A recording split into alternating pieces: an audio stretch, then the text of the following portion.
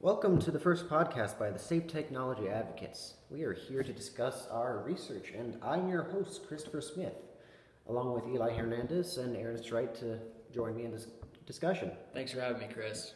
It's great to be here. Now, we're here to talk about the issue that we've been investigating for some time now, AI and its use in self-driving cars, also known as autonomous vehicles. Granted, AI, specifically in self-driving cars, has improved dramatically over the last decade and has massive potential in the future. It could potentially eliminate the nearly 1.25 million deaths caused by car accidents each year. That's a good point, but I think the technology just quite isn't there yet. There's still many issues that plague autonomous vehicles and have caused many problems in the past. Absolutely. Yep. So, as we've discussed, we've separated these issues into four separate distinguishable groups.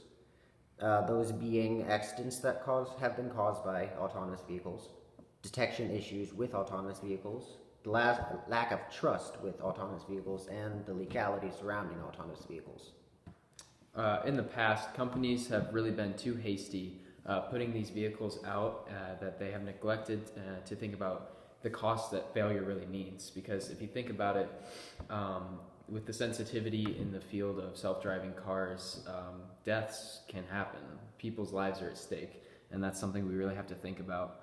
And these companies, they're able to swipe any accident or lawsuit that's thrown their way under the rug because you know how massive they are, and they will continue to put out these unsafe, untested vehicles. It's a money grab in some ways. Oh yeah, definitely. Because of that issue, Aaron, I believe it's very necessary to implement strict regulations on the use of AI, similar to how the FDA regulates drugs and the food industry, and also medication. AI affects just as many lives and needs to be regulated by the government at that heightened scrutiny and level. Absolutely. Yeah, AI technology is just getting to the points that it can't be untested and untreated any longer. But on to the issues that we did mention, the four categories. Moving on to those, I'll let Aaron talk about the crashes and the data surrounding that. So first up, the accidents that have been caused by faulty AI or detection issues. The biggest one to memory was the 2018 Uber car crash, and this has been touched on in the website and other spots a little bit, but I'm going to really delve into some of the details. So Uber has the self-driving car in Arizona, and as mentioned in the website, Arizona has very lax regulations regarding the testing of AI vehicles. I remember one site even saying that they would be open to letting AI cars test without a human driver in the car, and that is something that cannot be allowed under any circumstances. And then even though when the crash happened, Elaine Herzberg was on her bicycle crossing the street. This Uber car was driving about 40 or 50 miles an hour down the road, and it registered that it saw something in the street, but it didn't register that it was a pedestrian. And then it continued and got closer and closer, still registering that she was there, but it never once initiated the braking system because it didn't recognize what it was as a pedestrian. And Elaine Herzberg, was struck and killed at 40 miles an hour. So it wasn't even close to braking at all.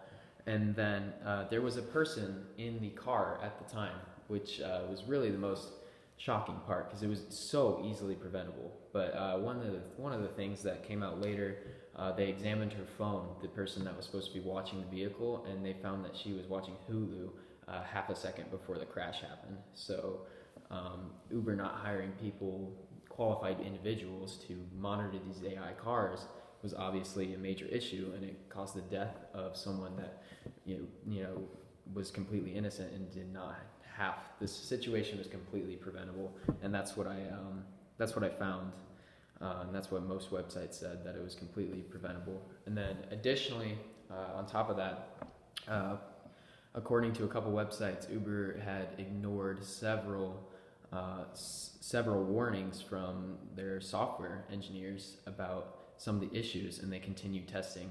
Had the government been regulating this stuff, when they saw that testing or the software was not great, they should have immediately stopped testing, improved the software in a controlled environment where people aren't going to get killed.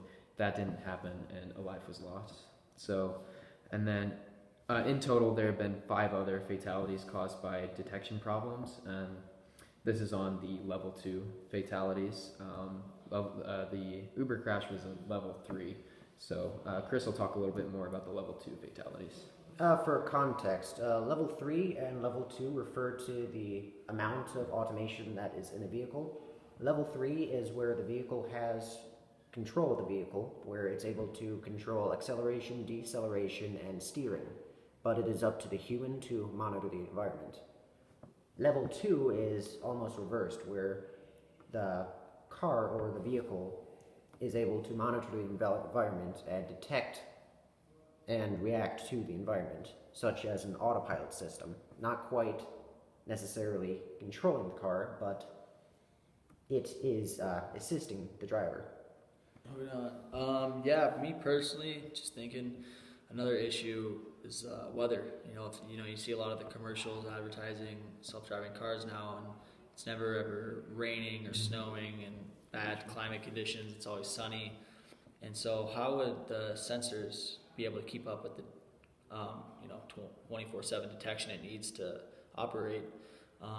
My car personally has sensors that beep when I get close to objects, but in bad weather such as snow especially, or even bugs sometimes, when they cover the sensors, the car will beep and believe something's there when something's not there. And one of them has actually broken for me personally, and I do not have a sensor on one side of my car. So if those sensors are not always working perfectly, how would a car be able to navigate the roads?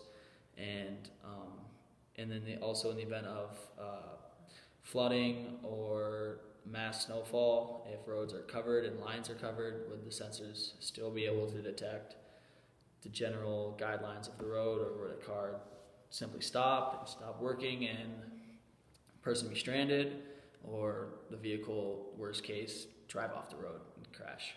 So that's my point there. Absolutely. And one thing that I want to say on that is these are questions that haven't been answered, because I look for these answers and it just lists the questions like this is an issue with self-driving cars, but no one really has the answer. So that's something that needs to be answered before they're used widespread. Yeah, companies haven't decided what to do on that subject, so they haven't released the data for it. Absolutely. They don't want people to know that they have a discrepancy in what they're doing. So they hide that from the consumers in order to maintain a flawless track record of sorts. Yep. Another issue that AI detection does have is detecting people with darker skin tones. And this is obviously a large problem because a large portion of pedestrians on the road and streets are at risk of being completely ignored by the detection system. They are at risk of being ran over or at most being killed by AI that is unable to see them properly as they would somebody with a lighter skin tone. Yeah, obviously, huge issue.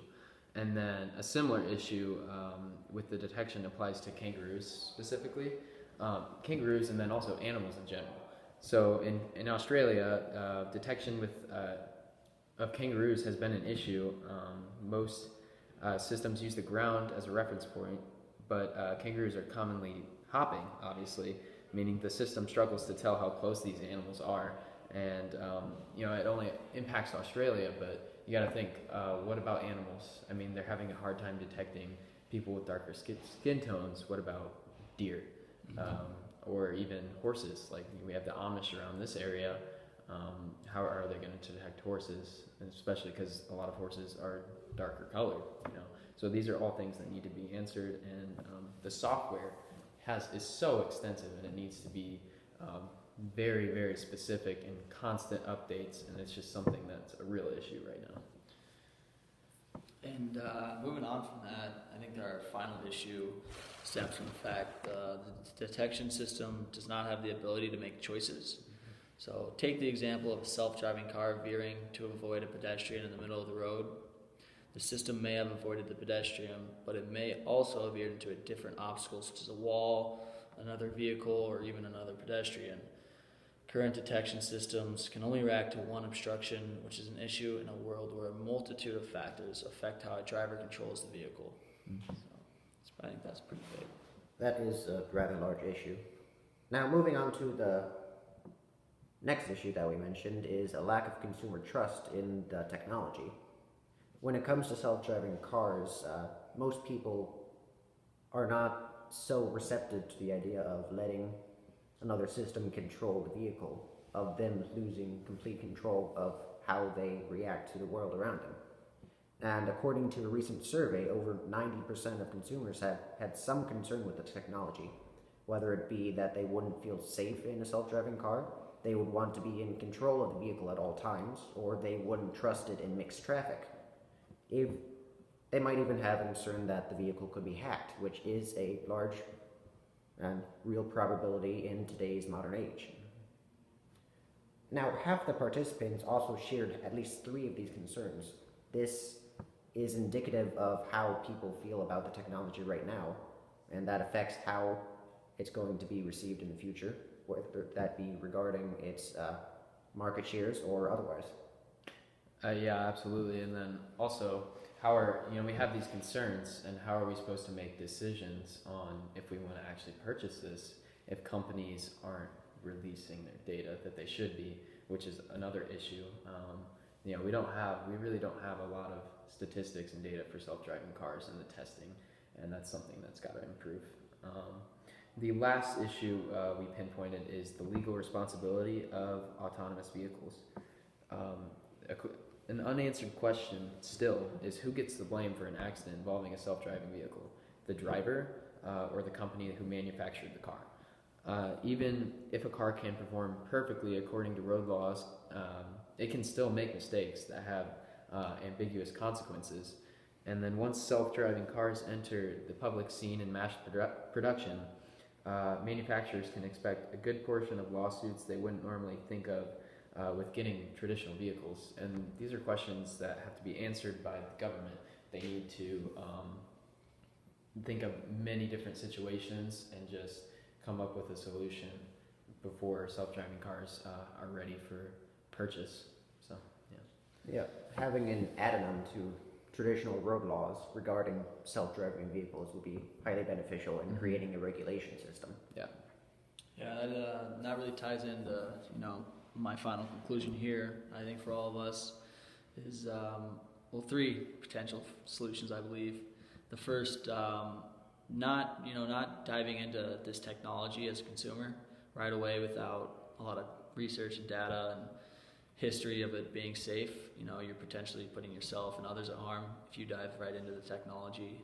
Secondly, consumers should also start requesting more information and data and research from these companies such as Uber and Tesla and Waymo about what they've come up with, the conclusions, and how truly safe these vehicles are and how reliable they are.